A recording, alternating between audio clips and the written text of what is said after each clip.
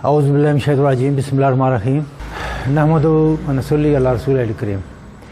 मेरे प्यारे नाज़रीन व हाज़रीन और बहन भाई और बेटे बेटियाँ, अस्सलामु अलैकुम व रहमतुल्लाहि व बरकातुहू। आज के लेक्चर का मौजू जो है या नॉलेज शेयर करने का जो मौजू है बहुत खूबसूरत भी है और परेशान कुन भी। जवान बच्चे बच्चियाँ इसको ठीक करने की जद्दोजहद में लगे रहते हैं, खूब डॉक्टरों और के मुँह के पास जाते हैं, बेतहाशा पैसे खर्च करते हैं। नतीजा कभी मिलता है और कभी नहीं मिलता, कभी आर्जी मिलता है और कभी बिल्कुल नहीं मिलता। तो हाज़रीन और नाज़रीन, ये मसला है चेहरे के दानों का, दाग धब्बे छाइयों, ये मसला है बहुत बड़ा। इस वीडियो में चेहरे के हर तरह के दाने जिनको एक्नी बोलते हैं डॉक्टरी ज़बान में, इस पर आपसे नॉलेज शेयर होगा। ये दाने अक्सर जवानी में ही निकलते हैं, बाज़ औक़ात ये फोड़े फंसियाँ से बन जाते हैं, कभी एक्जिमा सा बन जाता है, यानी ख़ारिश वाली नोयत बन जाती है। क्योंकि ये चेहरा का मसला है यानी फेस का, तो बच्चों और बच्चियों का परेशान होना फितरी बात है। अब थोड़ी सी अलामात में बता देता हूँ जो ख़ास अलामतें हैं कि चेहरे पर फंसियाँ और दाने ये कभी सोजिश इख्तियार कर जाते हैं, कभी इसमें पी पड़ जाती है, और अच्छा होने पर भी चेहरे पर गहरे निशानात बन जाते हैं जो टेढ़े मेढ़े थैली नुमा होते हैं। अक्सर बच्चे बच्चियाँ इनको छेड़ते रहते हैं। तो पहली बात ये नोट कर लें कि इनको ज़्यादा छेड़ना नहीं होता। अगर कोई दाना पक जाए, बिल्कुल अच्छी तरह पक जाए, तो उसको हल्का सा दबा कर उसमें से मवाद निकाल कर कोई एंटीसेप्टिक लोशन लगा देना बेहतर है। तो ये जो दवाई मैं आपको बताऊंगा ये चेहरे की फंसियाँ और किसी हद तक ये एक्जिमा पर भी काम करती है, ख़ारिश वाले दाने, पस वाले दाने, हत्ता कि एक्जिमा की बहुत सी किस्मों पर भी ये काम करती है।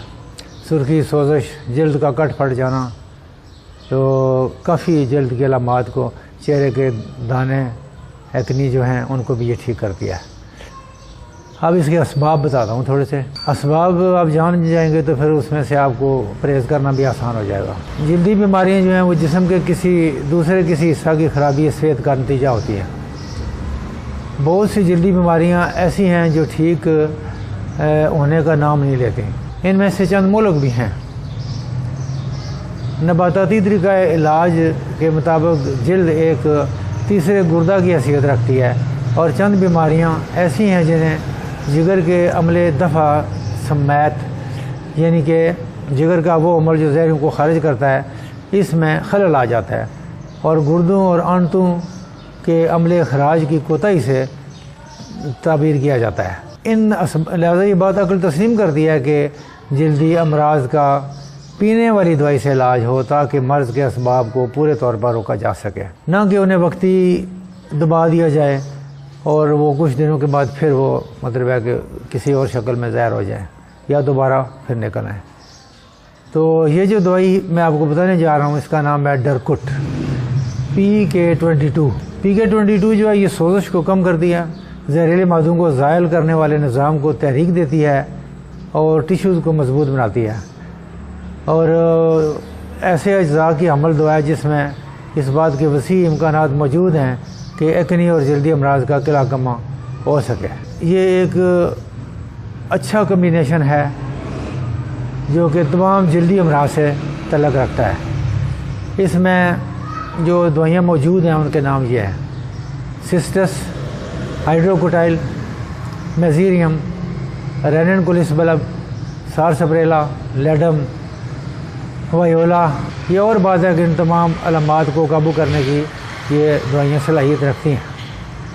तो मेरे बच्चों, आपने जो PK22 इस्तेमाल करनी है, ये 10 कतरे आपने सुबह, दोपहर, शाम, छोटे बच्चों ने जो 10 से 15 साल तक हैं वो 10 कतरे सुबह, दोपहर, शाम, रात 3-4 मरतबा पानी में डाल के इस्तेमाल करें।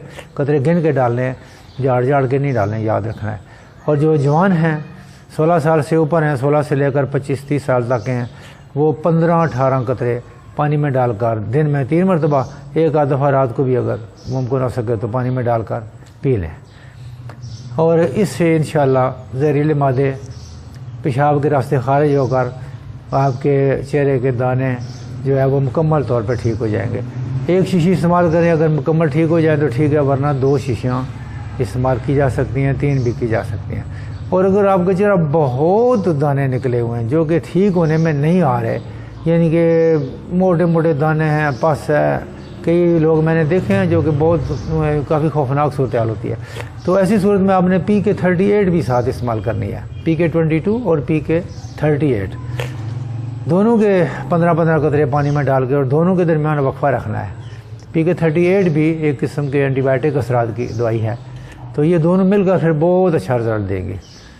तो सुबह दोपहर शाम इस्तेमाल करनी है, एक आध दफ़ा रात को भी, चौथी खुराक भी आप ले सकते हैं। और परहेज़ जो है वो करना है, मसालेदार चीज़ें नहीं खानी है, चाट चटनी पकौड़े समोसे ये ज़रा कम करें, और मिठाइयाँ भी कम करें, मीठी चीज़ें कम करें।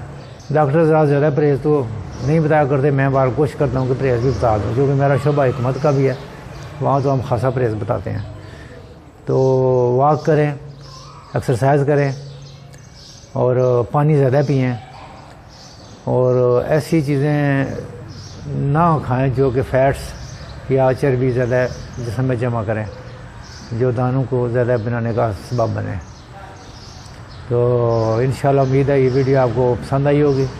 उम्मीद है आप लाइक करेंगे, सब्सक्राइब करेंगे और बेल आइकन को दबाएंगे, ताकि आगे आपके दोस्तों अजीज़ों का नॉलेज जो है वो उसमें इजाफा हो। तो इसके साथ आपने क्रीम इस्तेमाल करनी है, derma acne, DRMA derma ACNE acne, derma acne cream, या दूसरी क्रीम है एक्नी क्योर क्रीम। दोनों में से कोई एक इस्तेमाल कर रहे हैं। असल में क्रीम के लगाने का मकसद ये होता है कि फौरी तौर पर ज़रा दाने बैठ जाते हैं, वरना असल में ये खाने की दवाई से ठीक होते हैं। जब अंदर से खून साफ़ होगा तो मुकम्मल दाने तब भी ठीक होंगे। क्रीम आप कोई भी लगाएं, हल्की सी कोई मुनासिब सी, लेकिन ये जो डर्मा एक्नी है ये ज़रा अच्छी है, इसमें होम्योपैथी की दवाइयाँ पड़ी हुई हैं, डर्मा एक्नी या एक्नी क्योर, ये भी लिखी हुई आ जाएगी, कोई एक लगा लें तो ठीक है। अल्लाह ताला आपका हामी और नासर हो, मुझे दुआओं में याद रखिएगा। अल्लाह हाफिज़। पाकिस्तान जिंदाबाद।